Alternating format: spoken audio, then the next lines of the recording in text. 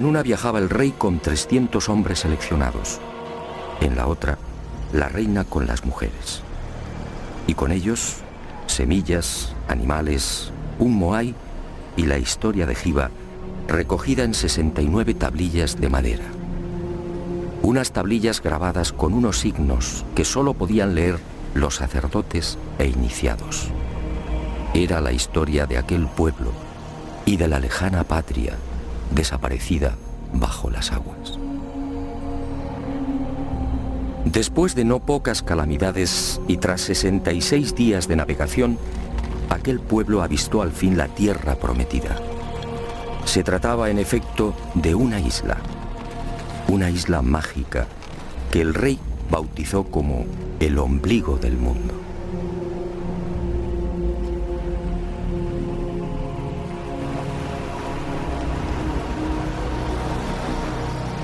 Tras rodearla, el rey y su séquito desembarcaron en una de sus playas.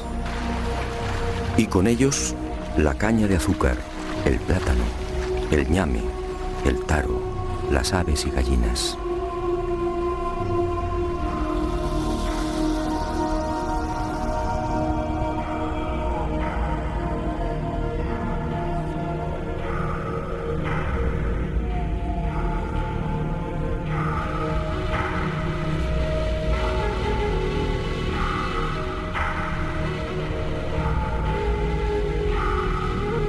Y junto al rey, junto a los artesanos, agricultores, pescadores, adivinos, sacerdotes, mujeres y niños, desembarca también el símbolo de aquellas audaces gentes.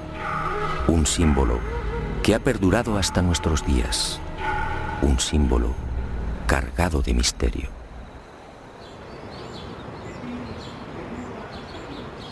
Según los ancianos pascuenses, así dio comienzo la verdadera historia de la isla. Este fue el primer poblamiento humano, una migración obligada que se remontaría quizás al siglo V. Los Rapanui establecen esta fecha basándose en la lista de reyes que sucedieron al mítico Hotu Matua y que conservan con nitidez en la memoria colectiva.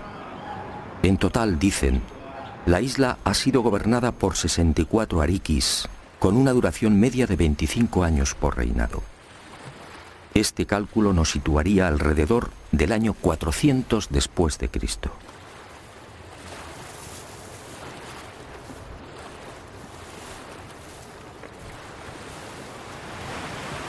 Algunos especialistas, sin embargo, fijan el desembarco de Hotu Matua y los Hanau Momoko o gente delgada en una época más reciente.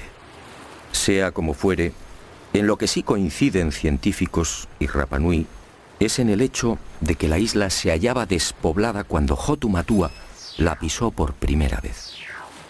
Y no es de extrañar, dadas las enormes distancias que la separan de las costas más próximas. De hecho, la única tierra que los pascuenses alcanzan a ver desde su isla es la luna. Hei tātou, aki runga era, o te manawai, ko te pokouri, ko te pumahore, ahau maka. Kara o te wā e ki te aroe, hua rewa ko akaha, I ananei, ko te hatinga ko he ahau. La siguiente pregunta a los custodios de la tradición Rapanui fue obligada. ¿De dónde se supone que procedía Hotu Matua? ¿Existió realmente el país llamado Hiva? Para la mayor parte de los científicos, el hundimiento de esas tierras es pura leyenda. Para los pascuenses, en cambio, Hiva Marae Renga fue real. Así lo dice su historia. Y los ancianos cuentan que Hiva formaba parte de un gran continente situado hacia el suroeste y a 2 meses largos de navegación. Pero el océano se lo tragó y hoy solo es un lejano recuerdo. Y los Rapanui, agradecidos por el interés de aquel extranjero, fueron a revelarme un secreto que, según ellos, confirmaría lo que habían recibido por tradición oral. Según esta información, en la isla de Pascua existe un punto que señala directamente a Hiva, a la antigua patria.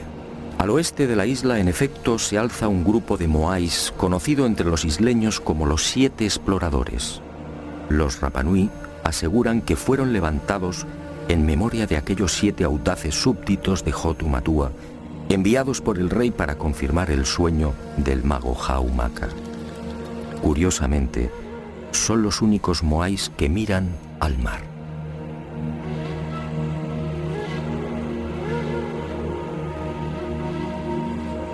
Estos 7 moais apuntan directamente al lugar donde, según la tradición, se hallaba Hiva, en las proximidades de Nueva Zelanda, exactamente en el rumbo 254.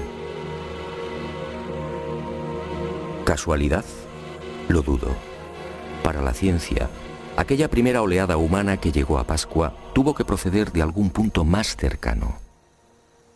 Y algunos señalan las Islas Marquesas, al noroeste. Otros incluso aseguran que Hotu Matua y su gente pudieron navegar desde las costas del Perú o de la India. Los pascuenses lo niegan. Hiva, dicen, era parte de un continente que ocupaba una gran extensión en el Pacífico Sur. E inevitablemente surge la sombra de otra leyenda. ¿Se refieren los Rapanui a Mu, el legendario continente desaparecido?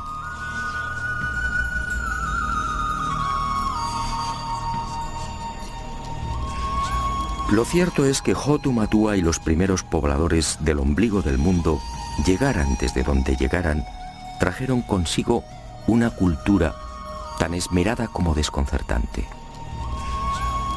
Hoy, la isla de Pascua es identificada casi exclusivamente por sus moais.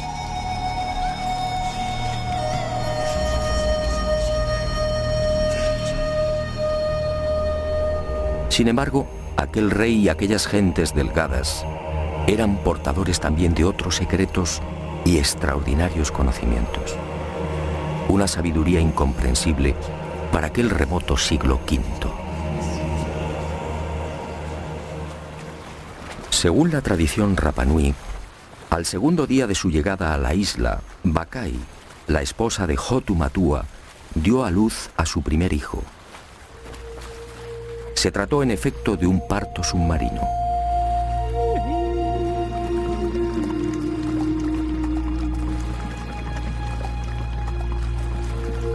Las mujeres se sentaban sobre una piedra rectangular, de forma que el agua las cubriera hasta el pecho. Y así nacían los bebés. Y uno se pregunta, ¿dónde lo aprendieron? ¿Cómo sabían de las ventajas de esta clase de alumbramiento?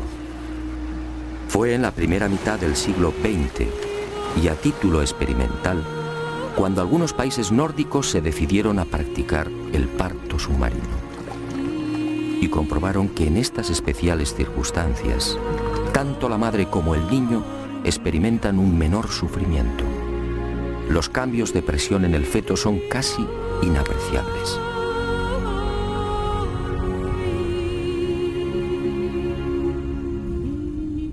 Con la llegada a Pascua de la civilización, o debería decir de la supuesta civilización, esta ancestral costumbre se perdió, como se perdería también otro ritual igualmente insólito y que, según la tradición, procedía de Hiva.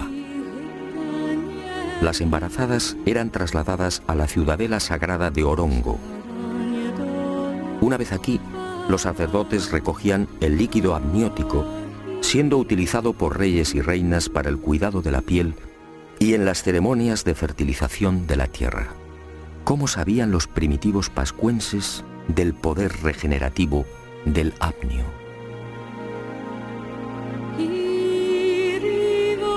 Aquella cultura efectivamente era mucho más sabia de lo que imaginamos. Pascua es una isla de origen volcánico, con un terreno hostil, pedregoso, casi permanentemente azotada por los vientos alisios y con un manto vegetal de apenas 50 centímetros. Y sin embargo, aquel rey sabio y prudente consiguió el milagro. En Pascua floreció la caña de azúcar, el ñame, el plátano, el taro y el camote. ¿Cómo lo lograron? Muy pocos conocen el secreto del rey Hotu Matua. Al llegar a la isla, aquellos primeros